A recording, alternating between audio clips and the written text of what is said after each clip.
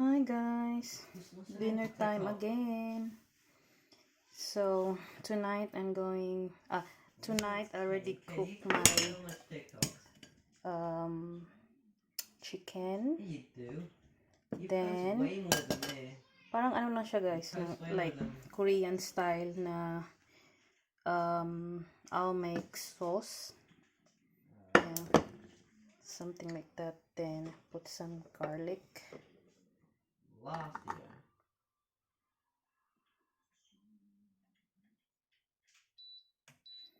By the way guys, I thought that they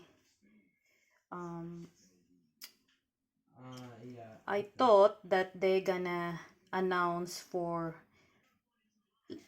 the level 3, but then the government extend the level 4 this week till Tuesday. Then we're gonna have level 3. But then level 3, the school will start to open, jobs, but then it's still restricted. Kailangan pa rin na you have to stay in your own bubble. Like you have to stay away. So they said that you can, if you don't need to work outside, you can still stay at home taking care of your kids and just continue homeschool them. So that's what I'm gonna do. I'll just gonna continue my kids homeschool till I know that it's safe to go out. Yan. Okay lang naman kasi I don't work at the moment. So yeah, homeschool ko muna yung mga anak ko. Ngayon, I just had my grocery. I bought my stuff for the week. Ayan, kasi yung mga anak ko guys, they always eat like hindi yung mga sandwich, hindi yung mga ano talaga, yung totoong kainan talaga. So, yan. So, ngayon, yung bunso ko, si Tyler, nagre-request ng like sort of Korean chicken, but then wala akong mga ingredients. So, ang gagawin ko na lang is like mag-iimbento na lang ako ng ano-ano. Basta for sure masarap to. So first, gisa muna tayo ng garlic. Yan. And then, of course, lagyan natin ng ginger para mabango siya. Yan, ang bango niya. Ayan. So guys, I homeschool my kids for about 4 to 5 hours today. I'm very tired kasi as in talaga full time talaga, kasi yung mga kids pag after ng 1 hour naboboard na sila, you know boys, so I need to entertain them, watch a little bit movie, like sort of, kasi Anzac Day na, so I let them watch about that. And then after so afternoon, so nag-walking ako, and then after ng walking ko nag-coffee ako, and then nag-grocery ako for the week. And then ayan, magluluto na ako for our dinner for the 2 of us. So yan guys, bango ng ginger garlic. So ang gagawin ko guys, simple lang ito guys, kasi yung mga bata kasi mahilig kasi yan sila sa matatamis. Pero ang ginagamit ko guys is honey. Ito, instead of sugar, ang ginagamit ko ito, honey. So yan, ayan. So after yan guys, lagyan ko to ng unting tomato sauce. You So, haven't ito yung even hit ginagamit me. ko, guys. None of you. Tomato chutney. Para meron namang, Who died? Okay. parang may solid naman. So, ilagay ko yung tomato sauce. Ayan. Ay. Kasi guys, I don't have, ano ba yung oil na yun? Yung ginagamit sa Korea. Sesame seed oil. Wala kasi ako, guys. Kaya, ayan. Lagay ko lang, ayan, tomato sauce. And then, lagyan ko ng honey. Liquid honey.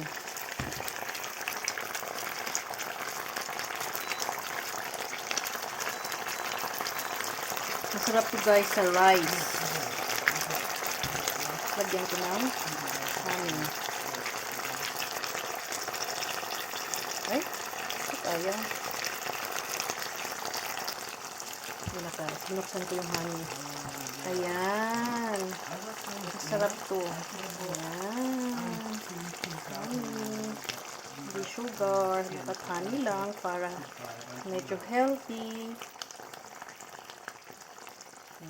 Gusto ng mga bata yan.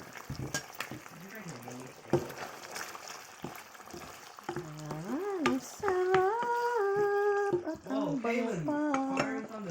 So, ilalagay ko na yung chicken, guys.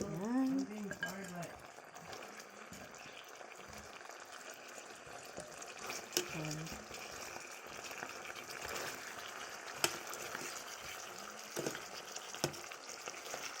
So yummy with rice.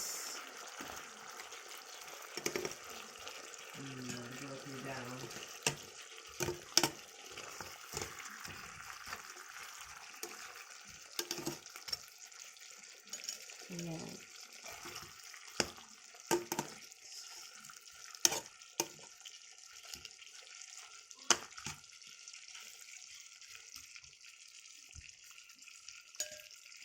Very simple guys, but super sarap. Favorite ng mga kids ko ito. Ayan na guys. Tapos magpe-prepare na ako ng rice for Kuya and Tyler. So ayan na guys. Napaka-colorful niya. Masarap. So, simple lang. Recap. Igisa lang yung garlic. Tapos ginger.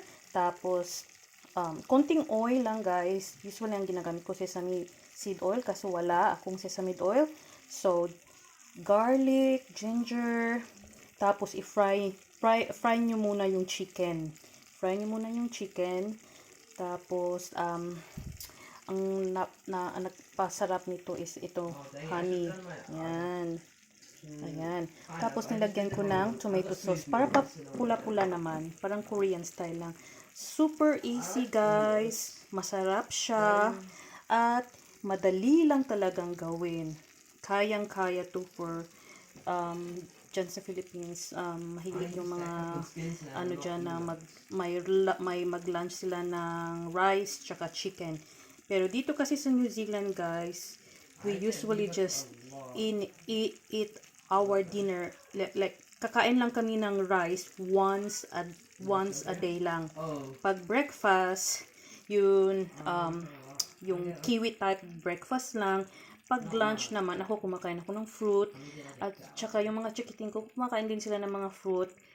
Pero yung gusto nila yung sandwiches, yung mga ham, ganun. Pag dinner lang talaga ako nagluluto, guys. So, eto na. So, nagpe-prepare na ako ng rice for Kuya. Tapos, chicken. Yan. So, ilalagay ko na yung chicken sa ibabaw. Yan.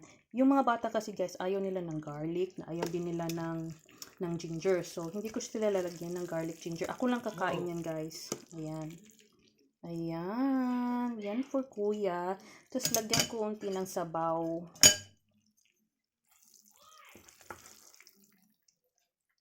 Ayan. Gustong-gusto ni Kuya to. Ayan. Yan na. Ito yung kay Kuya Ezekiel at saka kay Tyler. So, yeah.